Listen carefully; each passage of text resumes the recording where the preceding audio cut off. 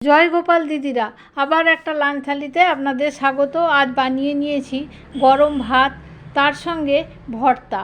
ভর্তাটা কিসের জানেন? ঝিঙে আর পটলের খোসা দিয়ে ভর্তা বানিয়েছি। আপনারা চাইলে ঝিঙেও এতে দিতে পারেন, গোটা ঝিঙে দিলেও চলবে।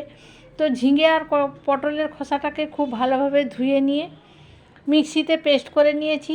4-5টা কাঁচা লঙ্কা দিয়ে, তার সঙ্গে 2 চামচ তিল, সর্ষে বাটা দিয়ে আর পরিমাণ মতো নুন দিয়ে পেস্ট করে নিয়েছি। তারপর কড়াতে পরিমাণ মতো তেল দিয়ে নিয়ে একটু কাঁচা লঙ্কা, কালো জিরে আর রসুন ফোড়ন দিয়ে এই ঝিঙে আর পটলের খোসাটা ছাঁতলে দিয়েছি। খুব ভালোভাবে নেড়েচেড়ে নিয়ে একটু চাপ মতো করে নিয়েছি।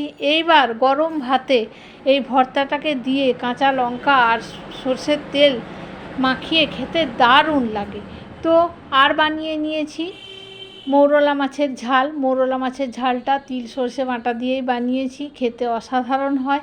আর তার সঙ্গে আপনারা পোস্ত বাটাও দিতে পারেন। এখানে হালকা পাতলা মুসুর ডাল আর সঙ্গে পাকা আম নিয়ে নিয়েছি।